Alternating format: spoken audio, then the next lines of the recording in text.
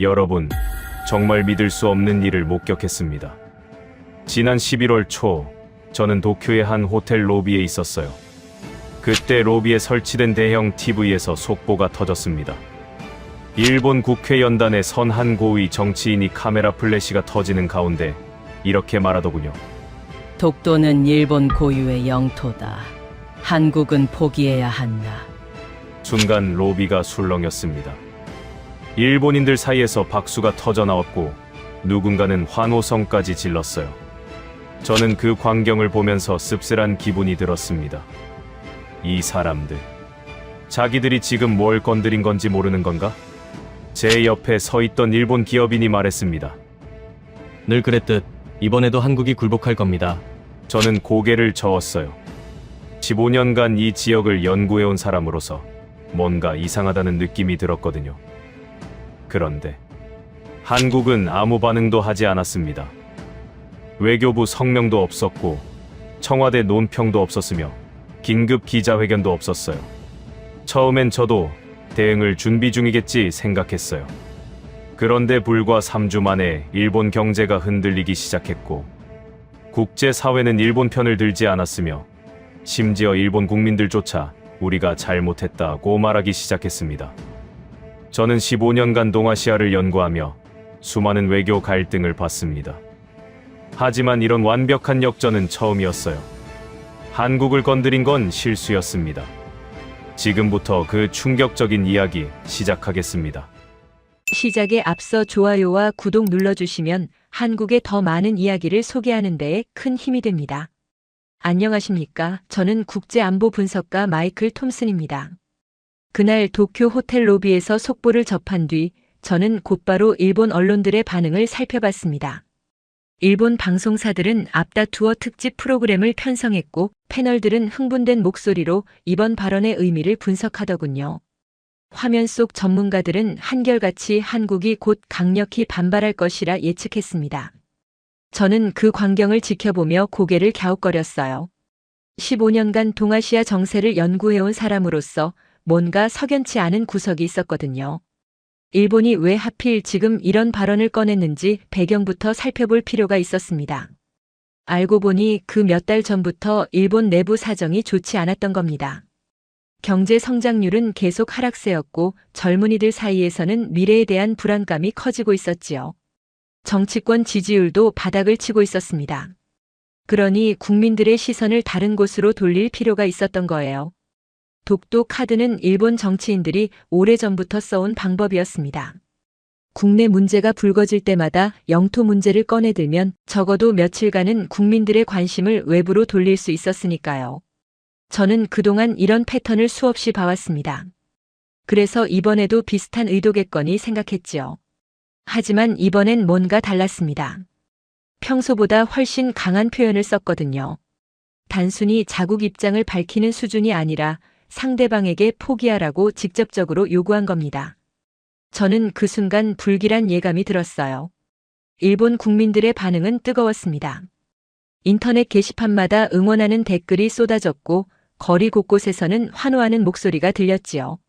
누군가는 드디어 일본이 강한 모습을 보여준다며 기뻐했습니다. 오랫동안 눌려있던 감정이 한꺼번에 터져 나오는 것 같았어요. 저는 그날 저녁 도쿄 시내의 한 선술집에 들렀습니다. 회사원들로 북적이던 그곳에서 사람들은 오늘의 발언에 대해 이야기를 나누고 있었어요. 한 중년 남성이 흥분된 목소리로 말하더군요. 이제 한국도 더 이상 버티지 못할 거라고요. 주변 사람들도 고개를 끄덕였습니다. 하지만 저는 그들과 생각이 달랐습니다. 한국을 15년 가까이 지켜본 사람으로서 한국이라는 나라가 어떤 곳인지 어느 정도 알고 있었거든요.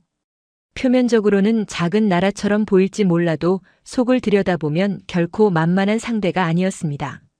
제 머릿속에는 몇 년 전 서울을 방문했을 때의 기억이 떠올랐습니다.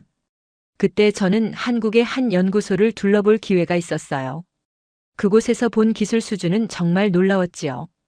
반도체, 디스플레이, 배터리 분야에서 한국이 세계 최고 수준이라는 건 이미 알고 있었지만 실제로 눈으로 확인하니 감탄이 절로 나왔습니다. 더 인상적이었던 건 한국 사람들의 태도였습니다. 그들은 자신들의 성과를 크게 자랑하지 않았어요. 오히려 겸손하게 그러나 확고하게 자기 일을 해나가고 있었지요. 떠들지 않지만 확실한 결과를 만들어내는 방식이었습니다. 일본은 바로 그런 한국을 건드린 겁니다. 저는 선술집을 나서며 혼잣말로 중얼거렸어요. 이번엔 일본이 실수한 게 아닐까 하고요. 한국은 분명 과거와 다른 방식으로 대응할 것 같았습니다. 다음 날 아침 저는 호텔에서 각국 언론 보도를 확인했습니다. 미국과 유럽의 주요 매체들이 이 소식을 다루고 있었어요. 대부분은 한일 간 긴장이 고조될 것이라는 분석이었지요. 한국의 반응이 어떨지 모두가 주목하고 있었습니다. 그런데 시간이 흘러도 한국 쪽에서는 아무런 소식이 들려오지 않았어요. 저는 한국 외교부 웹사이트를 계속 새로 고침했지만 별다른 성명이 올라오지 않았습니다. 청와대 쪽도 마찬가지였지요. 긴급 기자회견 소식도 없었고 대변인 논평도 없었습니다. 처음엔 준비 중이라고 생각했습니다. 아마 강력한 성명을 작성하고 있거나 외교적 대응 방안을 논의하고 있을 거라고요. 하지만 하루가 지나고 이틀이 지나도 한국은 조용했습니다. 일본 언론들은 이 침묵을 나름대로 해석하기 시작했어요. 한국이 할 말이 없어서 조용한 거라는 분석이 나왔지요. 어떤 방송에서는 한국이 드디어 현실을 인정한 것 같다는 평가까지 내놓았습니다. 하지만 저는 달랐습니다. 뭔가 이상하다는 느낌이 점점 강해졌거든요. 한국이 이렇게 조용한 건 제가 본 적이 없었어요. 보통은 즉각적으로 반응하는 나라였는데 이번엔 완전히 다른 태도를 보이고 있었습니다. 사흘째 되던 날 저는 워싱턴에 있는 동료에게 전화를 걸었습니다. 그도 저와 비슷한 생각이었어요. 한국의 침묵이 심상치 않다는 겁니다. 우리는 한 가지 결론에 도달했지요. 한국이 뭔가 다른 방식으로 대응을 준비하고 있을지도 모른다고요. 그날 밤 저는 호텔방에서 한국에 관한 자료들을 다시 살펴봤습니다. 최근 몇 년간 한국이 보여준 행보들을 정리해보니 하나의 패턴이 보이더군요. 한국은 점점 더 말보다 행동으로 보여주는 나라가 되어가고 있었습니다. 떠들지 않지만 확실한 결과를 만들어내는 것. 그게 바로 한국의 새로운 방식이었던 겁니다. 저는 그제야 깨달았어요. 일본이 건드린 건 예전의 그 한국이 아니었습니다. 이제 한국은 완전히 다른 수준에 올라와 있었던 거지요.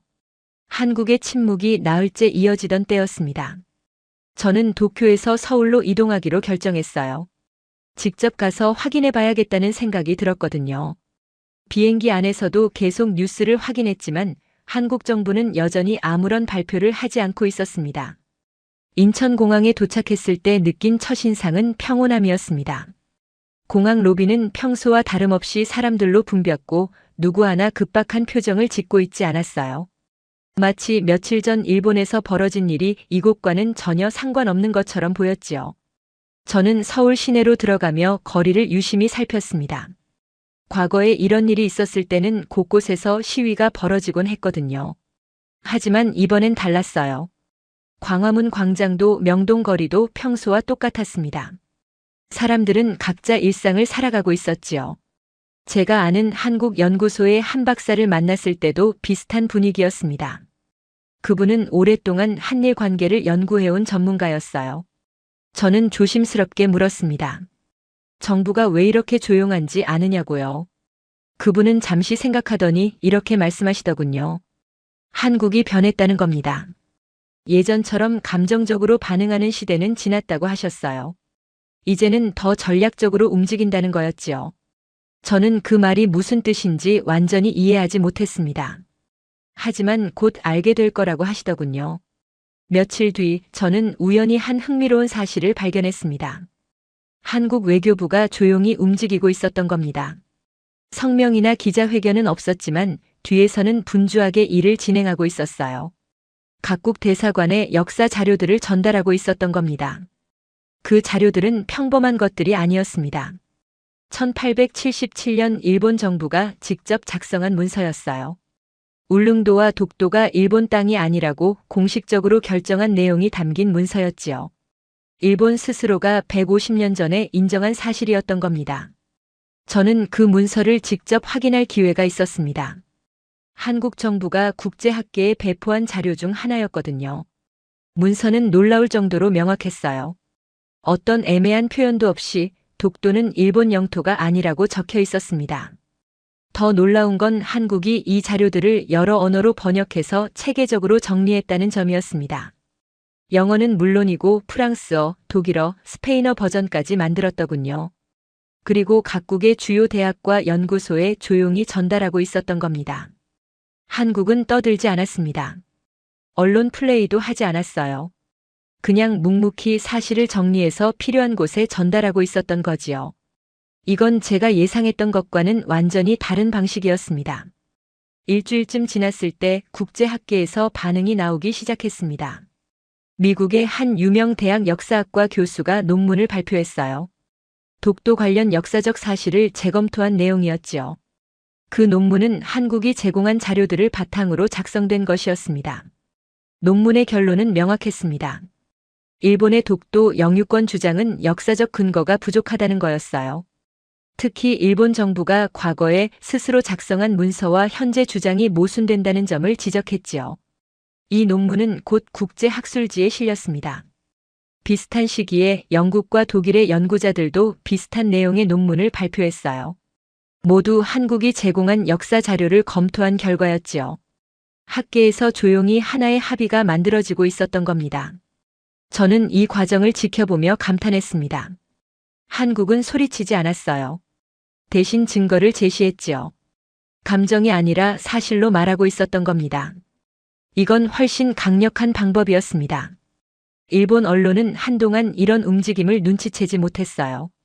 여전히 한국이 조용한 이유를 자기들 식대로 해석하고 있었지요. 하지만 국제학계의 논문들이 하나둘 발표되면서 분위기가 조금씩 달라지기 시작했습니다. 저는 그때 깨달았습니다. 한국의 침묵은 계산된 것이었어요. 떠들면서 시간을 낭비하는 대신 그 시간에 실질적인 준비를 하고 있었던 겁니다. 세계 여론을 움직이기 위한 기초 작업을 차근차근 진행하고 있었던 거지요. 이런 방식은 제가 지금껏 본 외교 전략 중에서도 독특했습니다. 보통은 먼저 목소리를 높이고 나중에 증거를 제시하는 순서거든요.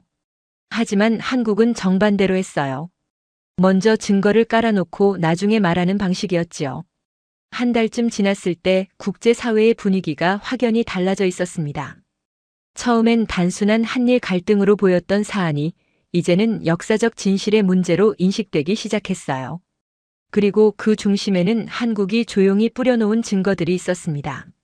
한국의 역사자료 공세가 진행되는 동안 저는 또 다른 변화를 목격하게 되었습니다. 경제 분야에서 움직임이 포착되기 시작한 겁니다.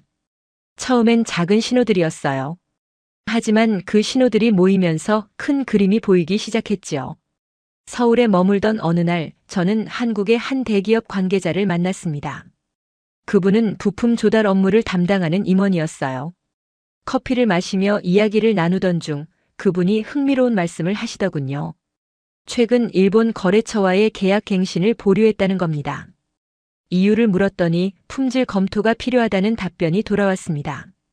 갑자기 왜 품질 검토가 필요해진 건지 더 물어보니 그분은 조심스럽게 말씀하시더군요. 회사 방침이 바뀌었다는 거예요. 일본산 부품에 대한 품질 기준을 더 엄격하게 적용하기로 했다는 겁니다. 저는 그 말의 의미를 곧바로 이해했습니다. 표면적으로는 품질 문제였지만 실질적으로는 다른 의도가 있었던 거지요. 한국 기업들이 조용히 일본 의존도를 줄이기 시작한 겁니다. 며칠 뒤 비슷한 이야기를 다른 곳에서도 들었습니다. 한국의 또 다른 대기업이 일본에서 수입하던 화학 소재를 국내산이나 유럽산으로 대체하기로 했다는 소식이었어요. 이유는 역시 품질 관리 강화였지요. 처음엔 우연의 일치라고 생각했습니다. 하지만 비슷한 사례가 계속 들려오면서 이게 우연이 아니라는 걸 알게 되었어요. 한국 기업들이 동시다발적으로 움직이고 있었던 겁니다. 정부가 직접 나서지 않아도 기업들이 알아서 판단하고 행동하고 있었지요. 이런 움직임은 일본 경제에 직접적인 타격을 주기 시작했습니다. 한국은 일본의 주요 수출 대상국 중 하나였거든요. 특히 소재와 부품 분야에서 한국이 차지하는 비중이 상당했어요. 그 수요가 갑자기 줄어들기 시작한 겁니다. 도쿄로 돌아간 저는 일본 기업인들을 만날 기회가 있었습니다. 그들의 표정은 어두웠어요. 한 중견기업 사장은 한국거래처에서 갑자기 주문을 줄였다고 하소연했지요. 이유를 물어봐도 명확한 답변을 얻지 못했다더군요. 더 심각한 건 대체 시장을 찾기가 쉽지 않다는 점이었습니다. 한국만큼 큰 규모로 꾸준히 주문을 주는 나라가 많지 않았거든요. 게다가 한국 기업들은 납기도 정확하게 지키고 대금 지급도 확실했어요. 그런 좋은 거래처를 잃게 된 겁니다.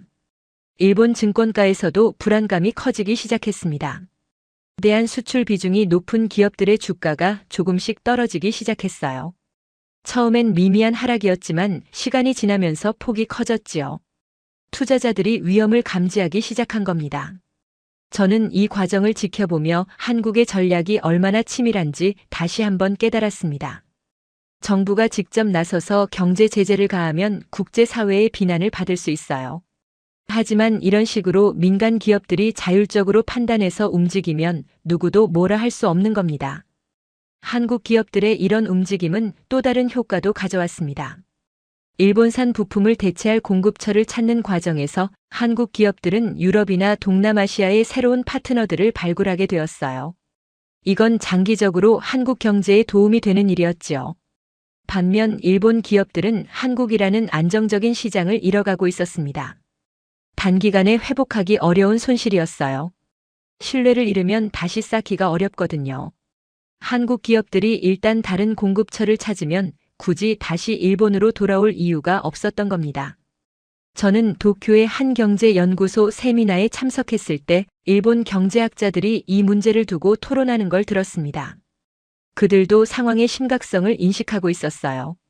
하지만 뾰족한 해결책을 찾지 못하고 있었지요. 한 교수는 이렇게 말했습니다. 일본이 한국 시장을 너무 당연하게 여겼다는 거예요. 언제든 팔 수 있는 시장이라고 생각했다는 겁니다. 하지만 이제 그 당연함이 깨지고 있었지요. 2달쯤 지났을 때 일본 언론들도 이 문제를 다루기 시작했습니다. 대한 수출이 예년에 비해 크게 줄었다는 통계가 발표되었거든요. 정확한 원인을 파악하기는 어려웠지만 한국 기업들의 구매 패턴이 바뀌고 있다는 건 분명했어요. 저는 이 모든 걸 지켜보며 느꼈습니다. 한국은 경제를 무기로 쓰되 직접적으로 드러내지 않는 방식을 택했다는 걸요. 조용하지만 확실한 압박이었지요. 그리고 그 효과는 생각보다 컸습니다. 한국의 조용한 움직임이 계속되는 동안 국제사회의 시선도 조금씩 변하기 시작했습니다. 저는 그 변화를 가장 먼저 학계에서 감지했어요. 한국이 배포한 역사 자료들을 검토한 학자들이 하나둘 논문을 발표하기 시작했거든요. 미국 동부의 한명문 대학에서 열린 학술 세미나에 참석했을 때였습니다. 동아시아 역사를 전공하는 교수들이 모여 독도 문제를 주제로 토론을 벌이고 있었어요. 저는 뒤쪽에 앉아 조용히 그 토론을 지켜봤지요. 한올로 교수가 일본이 1877년에 작성한 태정관 문서를 화면에 띄우며 설명했습니다. 이 문서는 일본 정부가 울릉도와 독도를 자국 영토가 아니라고 공식 결정한 증거라는 거예요. 그 교수는 차분한 목소리로 말했지요. 역사적 사실은 명확하다고요. 다른 교수들도 고개를 끄덕였습니다. 누구 하나 반론을 제기하지 않았어요. 자료가 워낙 명확했거든요. 일본 정부가 직접 작성한 공식 문서였으니 그 신빙성을 의심할 여지가 없었던 겁니다. 세미나가 끝난 뒤 저는 그 원로 교수와 짧은 대화를 나눴습니다. 그분은 한국 정부가 보낸 자료들이 매우 체계적이었다고 평가하더군요. 단순히 자료만 보낸 게 아니라 맥락까지 친절하게 설명해 줬다는 겁니다. 학자들이 이해하기 쉽게 정리되어 있었다고 하셨어요. 비슷한 시기에 유럽에서도 움직임이 있었습니다. 영국의 한 역사학회지에 독도 관련 논문이 실렸어요. 저자는 옥스퍼드 대학의 교수였지요. 그 논문도 결론은 비슷했습니다. 일본의 영유권 주장은 역사적 근거가 약하다는 내용이었어요. 저는 그 논문을 읽으며 놀랐습니다. 영국 학자가 이 문제에 관심을 갖게 된 계기가 한국 정부가 보낸 자료였거든요. 한국은 조용히 전 세계 주요 대학과 연구소에 자료를 배포하고 있었던 겁니다. 이런 학술적 논의들은 곧 언론의 관심을 끌기 시작했습니다. 미국의 한 주요 일간지가 독도 문제를 다룬 기사를 실었어요. 기사는 최근 학계의 연구 결과들을 소개하면서 역사적 사실과 현재, 일본의 주장 사이에 괴리가 있다고 지적했지요. 유럽 언론들도 비슷한 내용의 기사를 내보내기 시작했습니다. 프랑스의 한 신문은 일본이 과거 자신들이 작성한 문서와 모순되는 주장을 하고 있다고 보도했어요. 독일 언론도 역사적 증거를 중시해야 한다는 논조의 기사를 실었지요. 저는 이 모든 변화를 지켜보며 한국의 전략이 효과를 발휘하고 있음을 실감했습니다. 한국은 직접 나서서 목소리를 높이지 않았어요. 대신 증거를 제시하고 그 증거가 스스로 말하게 만들었지요. 국제사회에서 일본을 바라보는 시선이 조금씩 달라지고 있었습니다. 처음엔 단순한 영토 분쟁으로 보였던 문제가 이제는 역사 왜곡의 문제로 인식되기 시작한 겁니다. 일본이 과거 자신들이 인정했던 사실을 뒤집고 있다는 인식이 퍼지고 있었어요. 저는 워싱턴에 있는 동료 전문가들과 화상회의를 할 기회가 있었습니다. 그들도 비슷한 관찰을 하고 있었어요. 미국 정부 내부에서도 이 문제에 대한 인식이 바뀌고 있다는 얘기를 들었지요. 한 동료는 이렇게 말했습니다. 미국은 동맹국인 일본과 한국 사이의 갈등에 끼어들고 싶지 않지만 역사적 사실까지 무시할 수는 없다는 거예요. 학계와 언론에서 나오는 연구 결과들을 정부도 무시할 수 없다는 뜻이었지요. 유럽 국가들의 입장도 비슷했습니다. 공개적으로 어느 한쪽 편을 들 수는 없지만 학술적 연구 결과는 존중해야 한다는 입장이었어요. 그리고 그 학술적 연구 결과들은 대체로 한국에 유리한 내용이었지요. 국제사회가 이 문제를 바라보는 프레임 자체가 바뀌고 있었습니다. 한국 대 일본의 싸움이 아니라 역사적 진실 대 정치적 주장의 대립으로 인식되기 시작한 겁니다. 그리고 그 구도에서는 증거를 가진 쪽이 유리할 수밖에 없었어요. 저는 이 과정을 관찰하며 한국의 전략이 얼마나 정교한지 다시금 깨달았습니다. 감정에 호소하지 않고 이성에 호소했어요. 정치가 아니라 학문의 영역에서 승부를 걸었지요. 그리고 그 방법이 통하고 있었습니다. 국제 여론이 조금씩 변하는 동안 일본 내부에서도 변화가 일어나기 시작했습니다. 저는 도쿄에 머물며 그 변화를 가까이에서 지켜볼 수 있었어요. 처음엔 미세한 변화였지만 시간이 지나면서 점점 더 뚜렷해졌지요. 어느 날 저녁 저는 도쿄의 한 작은 서점에 들렀습니다. 신간 코너를 둘러보던 중 눈에 띄는 책 한 권을 발견했어요. 제목은 우리가 몰랐던 독도의 진실이었지요. 저자는 일본인 역사학자였습니다. 책을 펼쳐보니 1877년 태정관 문서에 대한 상세한 설명이 나와 있었어요. 저자는 이 문서가 일본 국립공문서관에 보관되어 있으며 누구든 직접 확인할 수 있다고 썼더군요. 일본 정부의 현재 주장과 과거 문서가 모순된다는 점도 지적하고 있었습니다. 저는 그 책을 구입해서 호텔로 돌아왔습니다. 밤새 읽으면서 저자의 용기에 감탄했어요. 일본에서 이런 주장을 공개적으로 펼친다는 건 쉽지 않은 일이거든요. 실제로 책 말미에는 저자가 받은 협박과 비난에 대한 언급도 있었지요. 하지만 이런 목소리가 저자 혼자만의 것은 아니었습니다. 인터넷을 검색해보니 비슷한 주장을 하는 일본인들이 조금씩 늘어나고 있었어요. 대부분은 젊은 세대였지요. 그들은 정부의 공식 입장을 그대로 받아들이는 대신 스스로 자료를 찾아보고 판단하고 있었습니다. 한 온라인 커뮤니티에서는 태정관 문서에 대한 토론이 한창이었습니다. 어떤 사람은 이 문서의 존재를 처음 알았다며 충격을 받았다고 썼어요. 또 다른 사람은 왜 학교에서 이런 걸 가르쳐주지 않았는지 의문을 제기했지요. 물론 반발도 있었습니다. 역사를 왜곡하지 말라는 댓글도 많이 달렸어요. 매국노라는 비난도 있었지요. 하지만 예전과 달리 이런 비난에 맞서는 목소리들도 있었습니다. 사실을 직시하는 게 매국이 아니라는 반론이었어요. 저는 오사카로 내려가 그곳 분위기도 살펴봤습니다. 한 대학교 캠퍼스에서 학생들이 모여 토론하는 모임에 참석할 기회가 있었어요. 주제는 한일 관계의 미래였지요. 한 학생이 발표를 했습니다. 일본이 과거를 정직하게 인정하지 않으면 미래에도 한국과 좋은 관계를 맺기 어렵다는 내용이었어요. 그 학생은 자신이 직접 국립공문서관에 가서 태정관 문서를 확인했다고 말했지요. 다른 학생들의 반응은 다양했습니다.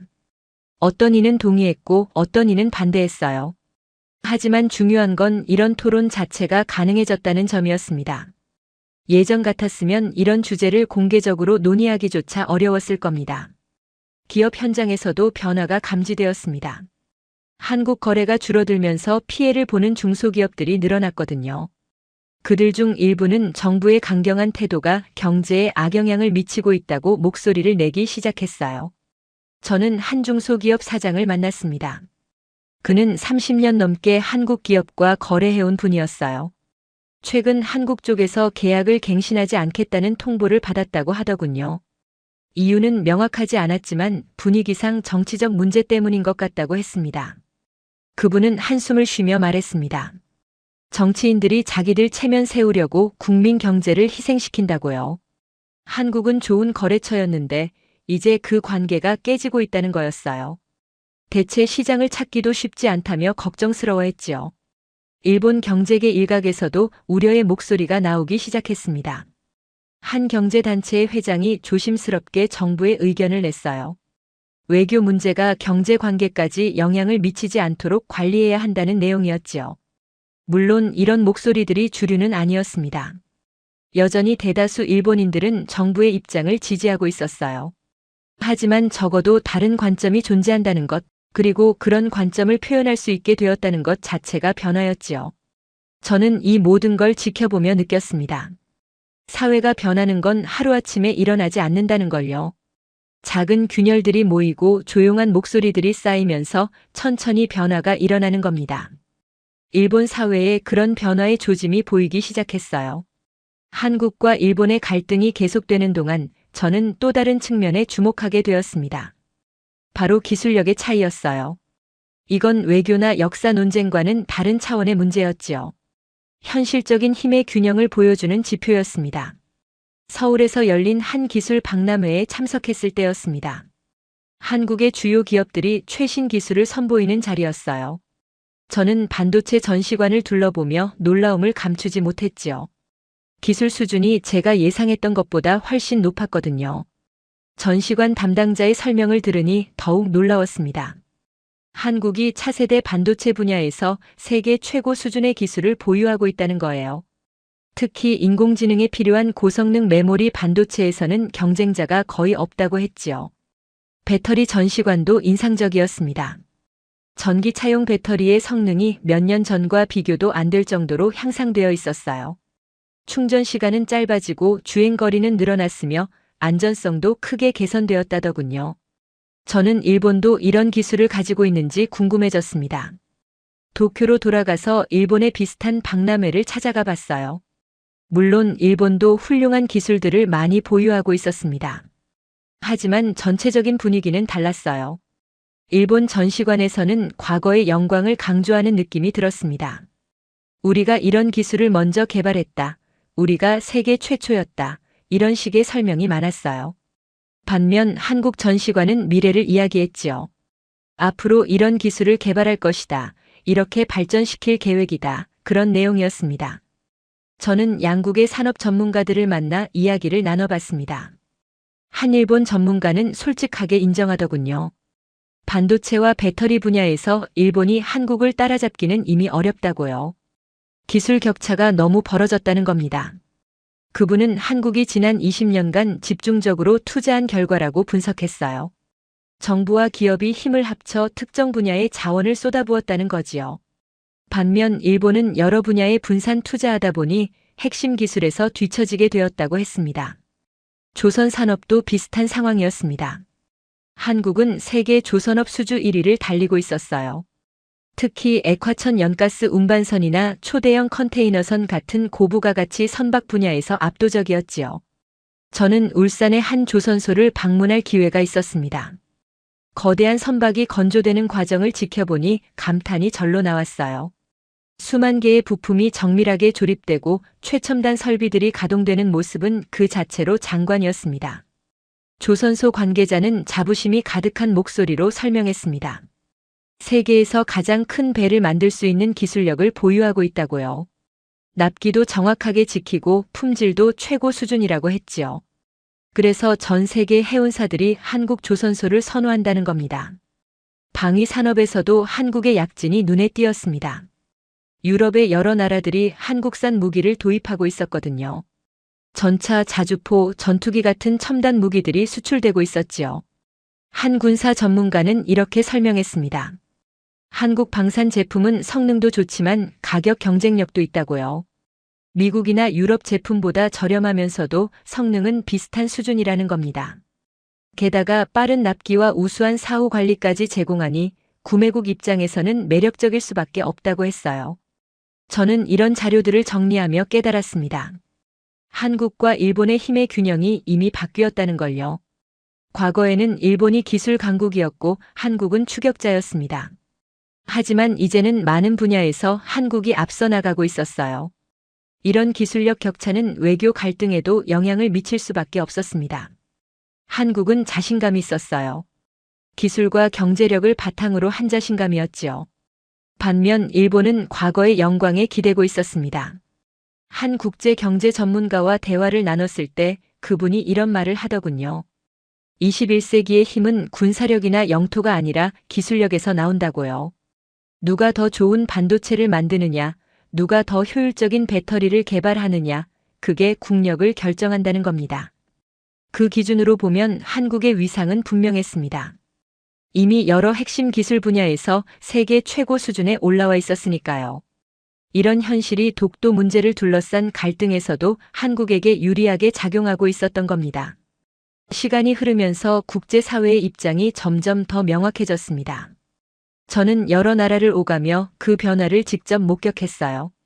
가장 인상적이었던 건 미국의 태도 변화였지요. 워싱턴에 갔을 때 저는 국무부에서 일하는 오랜 지인을 만났습니다. 그분은 동아시아 담당 부서에서 근무하는 외교관이었어요. 커피를 마시며 이야기를 나누던 중 그분이 조심스럽게 입을 열었습니다. 미국 정부 내부에서 한일 갈등을 바라보는 시각이 달라지고 있다는 거였어요. 예전에는 양측이 알아서 해결하기를 바라는 입장이었지만 이제는 역사적 사실을 무시할 수 없다는 분위기라고 했지요. 특히 학계와 언론에서 나온 연구 결과들이 영향을 미치고 있다고 했습니다. 일본이 과거 자신들이 작성한 문서와 모순되는 주장을 하고 있다는 사실이 알려지면서 미국도 일본 편만 들기 어려워졌다는 거예요. 그분은 또 다른 이유도 언급했습니다. 한국의 기술력과 경제력이 미국에게도 중요해졌다는 거였어요. 반도체, 배터리, 조선 같은 분야에서 한국과의 협력이 미국의 국익에도 부합한다는 판단이 내려졌다고 했지요. 유럽의 분위기도 비슷했습니다. 브뤼셀에서 유럽 연합 관계자를 만났을 때 그분도 비슷한 이야기를 했어요. 유럽 각국이 아시아 전략을 재검토하고 있다는 겁니다. 그 관계자는 솔직하게 말했습니다. 과거에는 일본이 아시아에서 유럽의 주요 파트너였지만 이제는 한국의 중요성이 커지고 있다고요. 기술 협력, 경제 교류, 안보 협의. 모든 면에서 한국과의 관계를 강화할 필요가 있다는 인식이 확산되고 있다더군요. 실제로 유럽의 여러 나라들이 한국과의 협력을 확대하고 있었습니다. 독일은 한국 기업들과 배터리 공장 건설을 추진했고 프랑스는 원전 기술 협력을 논의했어요. 영국은 한국산 무기 도입을 검토하고 있었지요. 저는 런던에서 열린 한 안보 포럼에 참석했습니다. 거기서 한 영국 국방 전문가가 발표를 했어요. 아시아 태평양 지역에서 한국의 역할이 커지고 있다는 내용이었지요. 그분은 한국이 민주주의 국가이면서 동시에 강력한 기술력을 보유하고 있다고 평가했습니다. 이런 나라와의 협력이 서방 세계에게도 이익이 된다는 거였어요. 청중들도 고개를 끄덕이며 동의하는 분위기였지요. 중동의 반응도 흥미로웠습니다. 아랍에미리트를 방문했을 때 현지의 한 고위 관료를 만날 기회가 있었어요. 그분은 중동 국가들이 한국의 기술에 큰 관심을 갖고 있다고 말했습니다. 특히 원자력 발전소와 담수화 시설 같은 인프라 분야에서 한국의 기술력을 높이 평가한다고 했어요. 실제로 한국이 건설한 원전이 안정적으로 가동되면서 다른 중동 국가들도 한국과 협력하고 싶어 한다는 겁니다. 동남아시아도 마찬가지였습니다. 베트남, 인도네시아, 필리핀 같은 나라들이 한국을 중요한 파트너로 인식하기 시작했어요. 경제 협력은 물론이고 기술 이전과 인적 교류도 활발해졌지요. 저는 이런 변화들을 지켜보며 한 가지 패턴을 발견했습니다. 세계 각국이 한국을 선택하는 이유는 단순히 한국이 좋아서가 아니었어요. 실리적인 판단이었지요. 한국과 협력하는 게 자국에 도움이 된다고 판단했기 때문이었습니다. 반면 일본에 대한 시각은 조금씩 변하고 있었습니다. 여전히 중요한 나라이긴 했지만 과거만큼 절대적인 위상은 아니었어요. 기술력에서 한국에 뒤처지고 경제 활력도 떨어지면서 일본의 매력이 예전 같지 않았던 겁니다. 한 국제 정치 전문가는 이렇게 분석했습니다. 21세기 국제관계는 과거의 명성이 아니라 현재의 실력으로 평가된다고요. 아무리 과거의 강대국이었어도 지금 무엇을 할 수 있는지가 중요하다는 겁니다. 그 기준으로 보면 한국은 분명한 강점이 있었습니다. 첨단 기술, 효율적인 생산 시스템, 빠른 의사결정, 이런 것들이 한국의 경쟁력이었어요. 세계 각국이 이런 강점에 주목하기 시작한 겁니다. 저는 여러 나라를 돌아다니며 느꼈습니다. 세계의 중심축이 조금씩 움직이고 있다는 걸요. 아시아에서 일본만 보던 시선이 이제는 한국도 함께 보기 시작했습니다. 어쩌면 한국을 더 중요하게 보는 나라들도 생겨나고 있었어요. 모든 일이 정리되어 가던 어느 날이었습니다. 저는 서울에 있었어요. 그때 한국 대통령이 기자회견을 한다는 소식을 들었지요.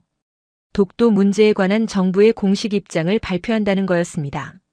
저는 서둘러 청와대 브리핑룸으로 향했습니다. 이미 각국 언론 기자들로 가득 차 있었어요. 모두가 긴장된 표정으로 대통령이 나오기를 기다리고 있었지요. 과연 어떤 말을 할지 모두가 궁금해했습니다. 대통령이 연단에 섰습니다. 카메라 플래시가 터지는 가운데 대통령은 준비한 원고를 펼쳤어요. 그리고 차분한 목소리로 말하기 시작했지요. 발표 내용은 놀라울 정도로 간결했습니다. 독도는 역사적으로나 국제법적으로나 명백한 대한민국 영토라는 것. 이는 변할 수 없는 사실이라는 것. 그리고 한국은 일본과 미래지향적인 관계를 원한다는 것. 그게 전부였어요. 강경한 어조도 없었고 일본을 비난하는 말도 없었습니다. 그저 담담하게 사실을 말하고 앞으로 나아갈 방향을 제시하는 정도였지요. 발표는 불과 5분 만에 끝났습니다.